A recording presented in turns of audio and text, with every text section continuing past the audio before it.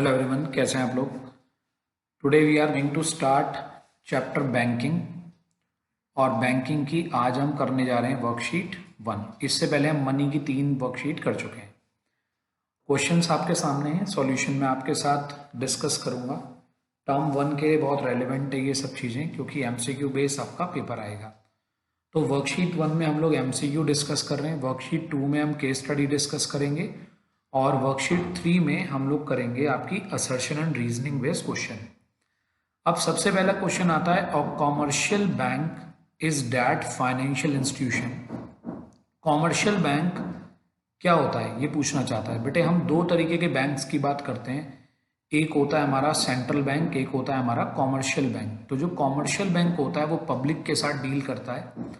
तो इसका मतलब, इसका आप सी आंसर जब ध्यान से पढ़ें तो कॉमर्शियल बैंक वो होता है which accept deposit from people as well as offer loans to them. यानी कि वो जो पीपल, जो लोगों के साथ डील करता है वो होता है कॉमर्शियल बैंक। यहाँ लिखा है विच ओनली एक्सेप्ट डिपॉजिट, तो बेटे केवल डिपॉजिट तो एक्सेप्ट नहीं करता, बैंक तो लोन भी देता है, तो ये ऑप्शन रॉन्ग है। Which only offers loan to public, ऐसा भी नहीं होता। Which only deals in the foreign exchange transaction, ये भी नहीं होता। तो option number C is correct. Question number 2 पे आते हैं। For the commercial banks the source of profit is.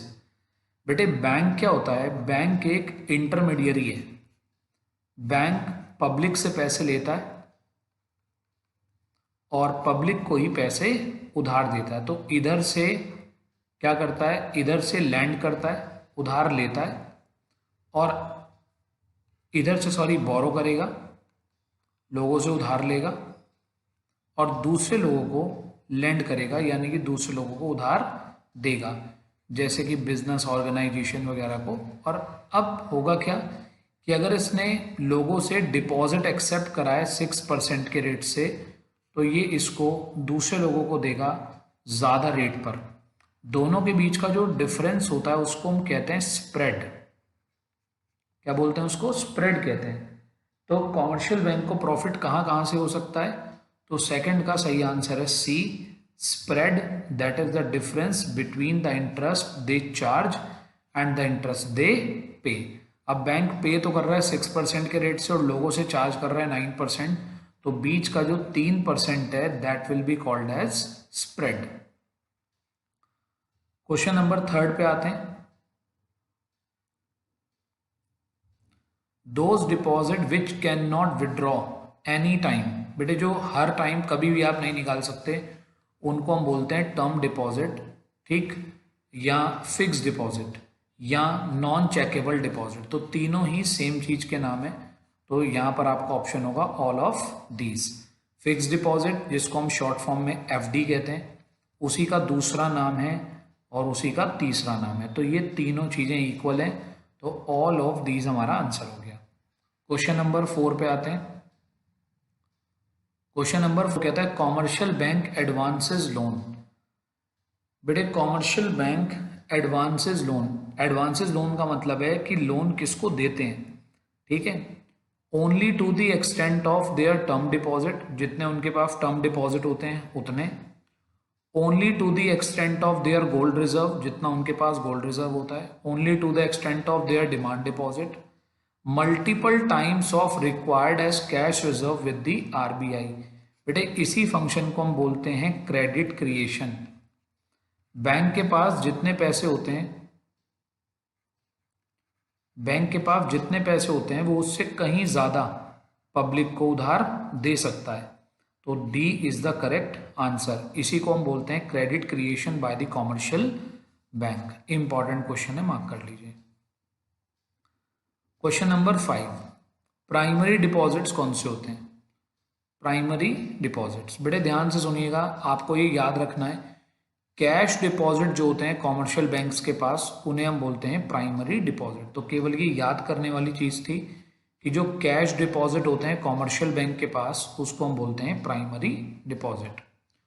Question number 6, those deposit which arise on account of loans by the banks to the people are called, उनको हम बोलते हैं secondary deposit. Correct, क्योंकि बेटे जब हम किसी को लोन ग्रांट करते हैं तो वो सारे पैसे एक साथ विड्रॉ नहीं कर लेते, कुछ पैसे हमारे पास भी रह जाते हैं, तो उसको हम बोलते हैं सेकेंडरी डिपॉजिट। तो जो कैश डिपॉजिट होते हैं उनको हम बोलते हैं प्राइमरी डिपॉजिट, और तो those deposit which arise on account of loans, जो लोन्स की वजह से अराइज होते हैं उसको हम बोलते हैं सेकेंडरी डिपॉजिट। नेक्स्ट क्वेश्चन पे आते हैं, cash reserve of the commercial bank with the RBI. बेटे जो कॉमर्शियल बैंक होता है वो आरबीआई के पास अपने डिपॉजिट का कुछ परसेंटेज डिपॉजिट करता है as a percentage of their total deposit refers to. बिल्कुल आराम से लिखिएगा, cash reserve of the commercial bank with RBI. Cash की फॉर्म में जो डिपॉजिट होता है तो उसे हम बोलते हैं कैश रिजर्व रेशो, यानी कि जितने भी मेरे पास डिपॉजिट हैं उस डिपॉजिट का कुछ पर्टिकुलर परसेंटेज मैं आरबीआई के पास डिपॉजिट कर दूंगा, तो उसको बोलते हैं cash reserve ratio. Statutory liquidity ratio जो होता है ये लिक्विड एसेट की फॉर्म में होता है, ठीक, और रेपो रेट और रिवर्स रेपो का अभी कोई यूज नहीं है। इन दोनों को अगर हम एक साथ मिला दें तो इसको बोलते हैं लीगल रिजर्व रेशो, LRR। तो कैश रिजर्व रेशो और SLR दोनों मिलाकर बनते हैं legal reserve ratio. Credit creation by the commercial bank, very very important, लगभग मानकर चलिए ये क्वेश्चन पेपर में आना है। तो क्या करते हैं इसके अंदर, रिजर्व रेशो है बेटे, ठीक है, तो इसका क्या सही फॉर्मूला क्या है उसकी हम बात कर रहे हैं क्वेश्चन नंबर 8 पे हम लोग, और इसका सही आंसर है D, 1 reserve ratio into cash reserve.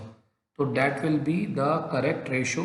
Credit creation by the commercial bank कितना होगा, जितना भी हमारा कैश रिजर्व होता है इसको आप ऐसे भी लिख सकते हैं, credit creation equals to 1/LRR legal reserve requirement into 100, और जो भी आएगा उसकी हम मल्टीप्लाई कर देते हैं कैश रिजर्व के साथ, तो यहाँ पर कैश रिजर्व लिया जाता है।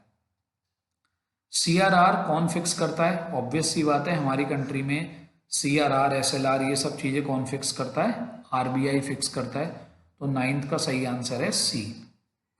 Money that the commercial bank can create on the basis of CRR, cash reserve ratio के बेस पर जो मनी वो क्रिएट करते हैं उसको हम क्या बोलते हैं, तो 10th का आंसर है आपका the maximum amount of money that they can create.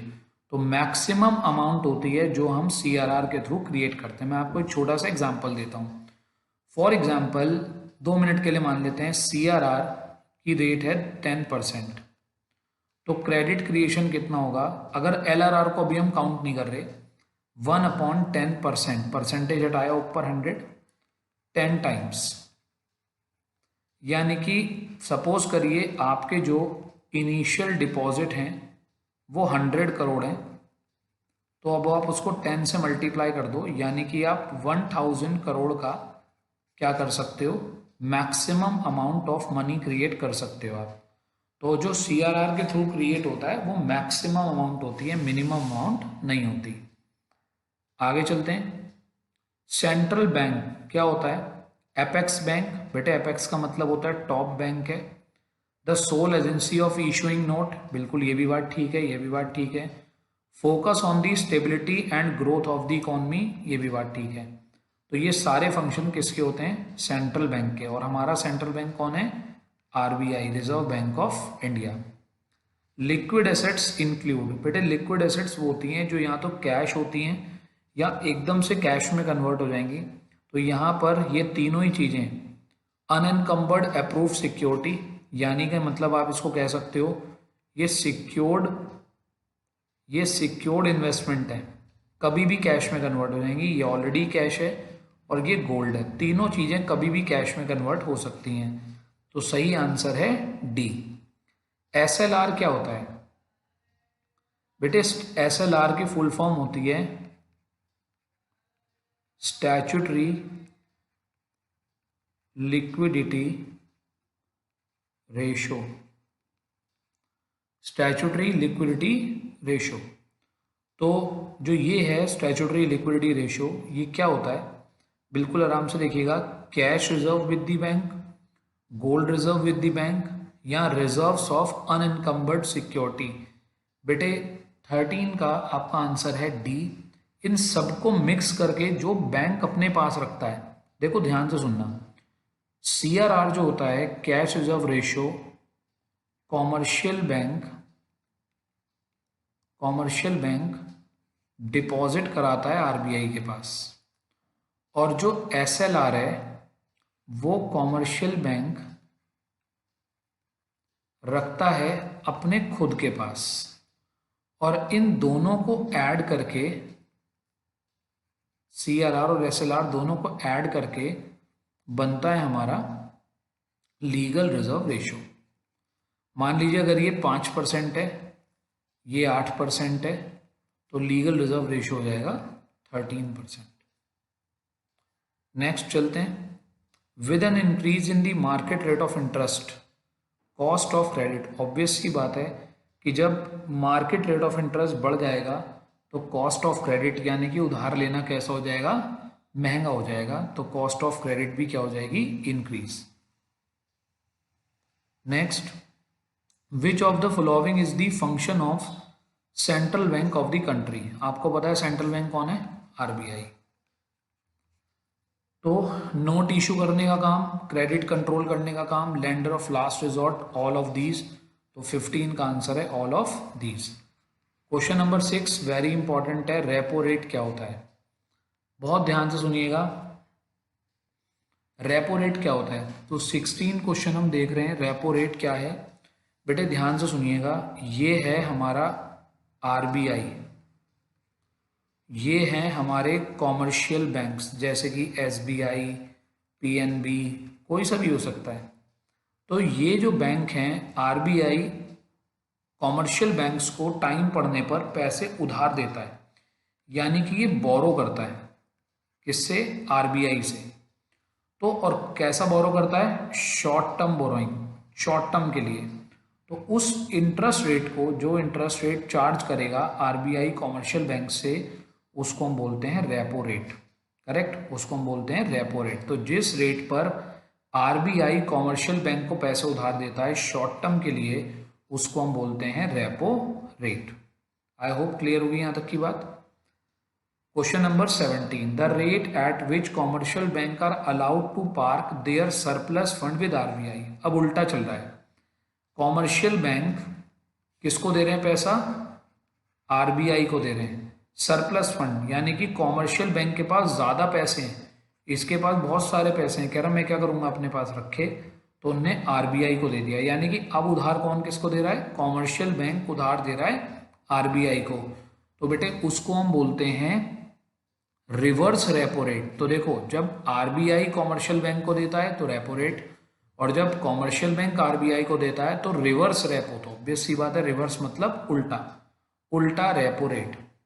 Moral suasion by the RBI relates to, बेटे ये क्या है, सुनना। RBI का एक बड़ा इंपॉर्टेंट काम होता है, वो होता है क्रेडिट कंट्रोलर का। वो मार्केट में पैसे को कंट्रोल करता है, क्रेडिट कंट्रोलर कह लीजिए या मनी कंट्रोलर कह लीजिए, पैसे को कंट्रोल करता है इकोनॉमी में। तो इस पर क्या होता है, मॉरल सुएशन में क्या होता है कि जो RBI है, pressure by the RBI to follow its directive, persuasion by RBI, persuasion as well as pressure. बेटे दोनों चीजों का मिक्स होता है, इसलिए इसको बोलते हैं सुएशन। RBI जो अपनी रूल्स बनाता है उसे फॉलो करने के लिए कॉमर्शियल बैंक्स के ऊपर दबाव बनाता है और परस्यू करता रहता है कि वो फॉलो कर रहे हैं या नहीं कर रहे। मार्जिन रिक्वायरमेंट क्या होती है, वेरी इंपॉर्टेंट क्वेश्चन है। बेटे जब भी आप लोन लेने के लिए जाते हैं, फॉर एग्जांपल आप लोन चाहते हैं 10 लाख रुपीस का, तो आपको उसके अगेंस्ट कुछ सिक्योरिटी रखनी पड़ेगी बैंक के पास, वो होगी इससे कुछ ज़्यादा, फॉर एग्जांपल 15 लाख रुपीस। तो 15 लाख की एसेट रख के आपको 10 लाख रुपीस का क्या मिलेगा, लोन मिलेगा। तो इन दोनों के बीच का जो डिफरेंस है वो मार्जिन रिक्वायरमेंट होती है। करेक्ट। तो क्वेश्चन नंबर 19 का आपका आंसर है A, current value of the security offered for loan. जैसे कि मैंने यहां पर बताया 15 lakh, minus value of loan granted that is 10 lakh. तो दोनों के बीच का जो डिफरेंस है 5 lakh, that will be called as margin requirement. Next question पे आते हैं। Which of the following is the commercial function of commercial bank? Banker to the government, बेटे सोचकर देखो, विच of the following banker to the government, बेटे ये तो RBI का फंक्शन है। कस्टोडियन ऑफ फॉरेन एक्सचेंज, ये भी आरबीआई का फंक्शन है। क्लियरिंग हाउस फंक्शन, ये भी आरबीआई का फंक्शन है। तो 20 क्वेश्चन का आंसर हुआ डी। इनमें से कोई भी कॉमर्शियल बैंक का फंक्शन नहीं है, क्योंकि ये सारे फंक्शन किसके हैं? ये सारे फंक्शन आरबीआई के हैं।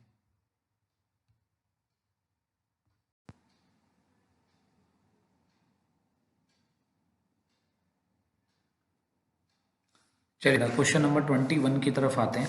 बिल्कुल इजी सा क्वेश्चन है। Sole authority of issuing note in India.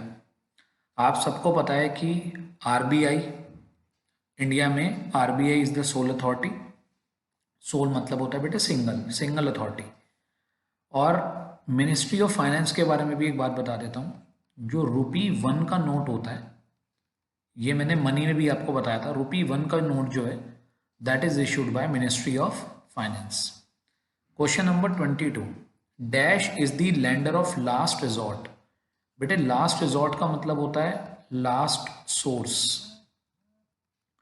Commercial bank को उधार देने वाला लास्ट सोर्स कौन है? तो वो है reserve bank of India. Question number 23, the rate at which RBI lends money to the commercial bank. यहां मैं कुछ समझाना चाहूंगा आपको। आरबीआई पैसे देती है कॉमर्शियल बैंक को, और कॉमर्शियल बैंक पैसे देता है पब्लिक को। आरबीआई जिस रेट पर कॉमर्शियल बैंक को पैसे देता है उसको हम बोलते हैं बैंक रेट, ठीक। और अगर यही पैसे शॉर्ट टर्म के लिए होते हैं तो उसी को हम बोलते हैं रेपो रेट। अगर कॉमर्शियल बैंक आरबीआई को पैसे देता है तो उसको बोलते हैं रिवर्स रेपो, और जब कॉमर्शियल बैंक पब्लिक को देता है तो उसको बोलते हैं आरओआई। आरओआई मतलब रेट ऑफ इंटरेस्ट। तो यहां पर आंसर है 23 का ए। तो 23 का ए हमारा आंसर हो गया। 24 पे आते हैं। The ratio of total deposit that commercial bank has to keep with Reserve bank of India is. बेटे रिजर्व बैंक के पास हम जो अमाउंट रखते हैं 24 का आंसर है C, that is cash reserve ratio. जो स्टैट्यूटरी लिक्विडिटी रेशियो है ये तो बैंक अपने ही पास रखता है, ठीक। और कैश रिजर्व रेशियो आरबीआई के पास रखता है, ठीक। तो 24 का सही आंसर है सी। इंपॉर्टेंट क्वेश्चन है, प्लीज ध्यान से करिएगा। नेक्स्ट आते हैं। Repo rate if the rate at which, rate कौन सी रेट होती है? रेपो रेट वो रेट है जिसमें कॉमर्शियल बैंक आरबीआई जो है, आरबीआई शॉर्ट टर्म के लिए पैसे देता है कॉमर्शियल बैंक को। तो 25 का आपका आंसर है बी।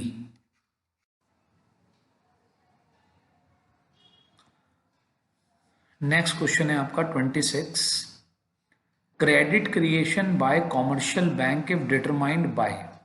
बेटे ऑल ऑफ दी अबव इसका आंसर है, और मैं आपको जो है इसे करके दिखाता हूं अगले क्वेश्चन की हेल्प से। बिल्कुल ध्यान से देखिएगा। इस क्रेडिट क्रिएशन के लिए हमें cash reserve ratio, SLR, initial deposit, इन सब की रिक्वायरमेंट होती है। पहले तो ये बात समझिए, एसएलआर और सीआरआर, बेटे कायदे में वर्ड है LRR, legal reserve ratio. CRR plus SLR equals to legal reserve ratio. CRR cash की फॉर्म में आरबीआई के पास रखा जाता है, एसएलआर लिक्विड एसेट की फॉर्म में कॉमर्शियल बैंक अपने ही पास रखते हैं। अब क्रेडिट क्रिएशन, अब अगला क्वेश्चन देखते हैं। If the legal reserve ratio is 20%, तो लीगल रिजर्व रेशियो किसका टोटल होता है? सीआरआर और एसएलआर का टोटल होता है। तो हमें बताना है मनी मल्टीप्लायर कितना होगा। तो देखिए मनी मल्टीप्लायर का फॉर्मूला होता है 1 लीगल रिजर्व रेशियो। तो 1/20%, तो ये परसेंटेज हटाया ऊपर 100 आ गया, तो ये आ गया 5 टाइम्स। इसका मतलब ये है कि अगर मेरा इनिशियल डिपॉजिट 1000 करोड़ है, तो जो क्रेडिट क्रिएशन है वो 1000 इंटू 5 टाइम्स होगा। तो कितना होगा? 5000 करोड़। तो वो यही पूछ रहा था यहाँ पर कि क्रेडिट क्रिएशन CRR SLR इन दोनों को जोड़कर बनता है LRR, और फिर इनिशियल डिपॉजिट से मनी मल्टीप्लायर की मल्टीप्लाई होती है, तो निकल कर आता है हमारा credit creation. Very important question. Question number 28। बेटे इनमें से बहुत सारे क्वेश्चन CBSE बोर्ड में ही आए हुए हैं पहले से, तो प्लीज़ आप इन्हें इग्नोर ना करें, बड़े ध्यान से करके जाएं। क्वेश्चन नंबर 28 पे आते हैं। 28 कहता है under statutory liquidity ratio commercial bank are required to keep a fraction of dash in the form of liquid assets. तो क्वेश्चन नंबर 28 का हमारा आंसर है टोटल डिपॉजिट। तो टोटल डिपॉजिट पे ही बेटे CRR कैलकुलेट होता है और टोटल डिपॉजिट पे ही SLR कैलकुलेट होता है। Question number 29, which of the following agency manage repo rate and reverse repo rate in India. बेटे हमारे यहाँ पर RBI है जो ये सारे काम मैनेज करती है। तो क्वेश्चन नंबर 29 का आंसर है A. In India dash is the note issuing authority. आप सबको पता है reserve bank of India. Next question पे बेटे जो क्वेश्चन ईजी है मैं उन पे ज़्यादा टाइम आपका वेस्ट नहीं करूंगा। Value of money multiplier dash with a decrease in the cash reserve ratio. चलो मैं आपको एक एग्जांपल से करके दिखाता हूँ। मान लेते हैं एक बार तो कैश रिजर्व रेशियो है 5% और एक बार कैश रिजर्व रेशियो है 10%। तो 1/5%, तो ये आएगा 20 टाइम्स, और 1/10%, तो ये आएगा 10 टाइम्स। तो इसका मतलब परसेंटेज जितनी कम होगी क्रेडिट क्रिएशन उतना ही ज़्यादा होगा। तो value of money multiplier will increase with decrease in the cash reserve ratio. तो ये डिक्रीज होगा तो मनी मल्टीप्लायर इंक्रीज होगा। इनवर्स रिलेशन है दोनों में। तो 31 का सही आंसर है A. 32 that relates to immediate loan requirement of a commercial bank. ठीक, जब इमीडिएट रिक्वायरमेंट होती है तो उसको हम क्या किस चीज़ से डिनोट करते हैं? तो बेटे उसके लिए हम यूज़ करते हैं बैंक रेट। सही है। तो इमीडिएट लोन रिक्वायरमेंट का मतलब है lender of last resort. Next देखिए question number 33, cash reserve ratio अगर 5% है तो क्रेडिट मल्टीप्लायर कितना होगा? अभी मैंने आपको यहाँ करके दिखाया है, तो 20 टाइम्स होगा। Question number 33 done. आगे चलते हैं। In the context of central bank which one of the following statement is correct? Note issuing authority है, except deposit from commercial bank, ये भी ठीक है, ये भी ठीक है। Does not deal with the general public, ये भी बिल्कुल ठीक है। तो इसके सारे ऑप्शन ठीक हैं। RBI जनरल पब्लिक के साथ डील नहीं करता, आप और मैं RBI के पास नहीं जा सकते। Loan offered by the commercial banks, जब लोन कॉमर्शियल बैंक जब लोन देता है किसको देता है? पब्लिक को। तो उससे क्या होता है? Increase in the money supply. Money supply का मतलब होता है currency and coins, demand deposit, other deposit. ठीक है।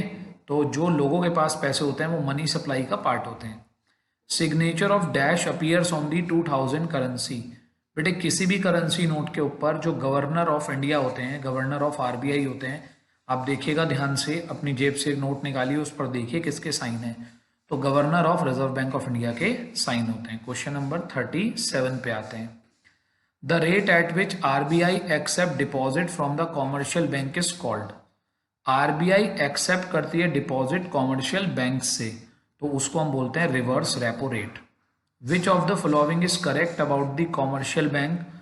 Focus on the growth and stability of economy, ठीक बात है। करेंसी अथॉरिटी, गलत है। Contribute to the supply of money by way of credit creation, तो ये क्रेडिट क्रिएशन बिल्कुल ठीक है। तो ए ऑप्शन है इसका गलत लेंगे हम। सही। तो 38 का सी आंसर बिल्कुल ठीक है, क्योंकि ये फंक्शन RBI के साथ ज़्यादा कनेक्टेड है। ये तो RBI का फंक्शन है ही, केवल एक ये फंक्शन है, मनी सप्लाई में कंट्रीब्यूट करता है by way of credit creation. 39 पे आते हैं। 39 का the main aim of the central bank, central bank का मेन टारगेट क्या है? क्या प्रॉफिट कमाना? नहीं। Service to people? नहीं। Growth and stability of the economy, economy की ग्रोथ करना, उसको स्टेबल रखना। Question number 40, which of the following is not a function of central bank? ये भी है, ये भी है, बैंकर्स बैंक तो and supervisory role, not a function कह रहे हैं यहाँ पर, तो नन ऑफ दीज, ये सारे के सारे बैंक के फंक्शन, आरबीआई के फंक्शन होते हैं। Question number 41, dash contribute to the flow of money by way of credit creation. बेटे क्रेडिट क्रिएशन एक ही लोग करते हैं, वो हैं commercial banks. Rationing of credit refers to, बेटे राशनिंग का मतलब क्या होता है कि सोच समझकर एक कोटा बना देना, एक कोटा डिसाइड कर देना किसको कितना लोन देना है, किसको लोन नहीं देना। तो 42 का सही आंसर है fixation of credit Kota for the different business activity, यानी कि भाई एग्रीकल्चर को कितना देना है, इंडस्ट्रीज को कितना देना है, ठीक है, सर्विस सेक्टर को कितना देना है, तो ये कोटा डिसाइड कर देते हैं। उसके बाद इस टर्म को यूज करके बोलते हैं credit rationing. As a banker to the government, central bank क्या करता है? Provide clearing house facility to the commercial banks. बेटे क्या पूछा है? Banker to the government, manage account of the government, accept deposit from the commercial bank, none of these. तो 43 का सही आंसर जर्नल स्टेटमेंट है, manage the account of government. Question number 44, SLR कौन fix करता है? ऑब्वियस सी बात है, यहाँ आरबीआई फिक्स करता है और यहाँ पर आरबीआई दे ही नहीं रखा, तो यहाँ हम लिखेंगे नन ऑफ दीज। तो 44 का D. Total demand deposit of a commercial bank, बेटे डिमांड डिपॉजिट वो होते हैं जिसको आप बैंक से कभी भी विड्रॉ कर सकते हैं। तो 45 का है answer C, primary deposit with the commercial bank and secondary deposit of the commercial bank. बेटे सेकेंडरी डिपॉजिट वो होते हैं जो लोन अमाउंट होती है, मुझे लोन सैंक्शन हो गया लेकिन मैंने अभी विड्रॉ नहीं करा, तो मैं ये वाली अमाउंट भी विड्रॉ कर सकता हूँ, ये भी विड्रॉबल होती है और ये तो हम विड्रॉ कर ही सकते हैं, ठीक, प्राइमरी डिपॉजिट। तो ये हमारे 45 क्वेश्चंस हुए और ये हमारी एक वर्कशीट कंप्लीट हो गई। नेक्स्ट वर्कशीट में हम बैंकिंग की करेंगे केस स्टडीज, ठीक। तो बेटे बहुत ध्यान से इन सारे एमसीक्यूज को कीजिएगा, एग्जाम ओरिएंटेड है सभी।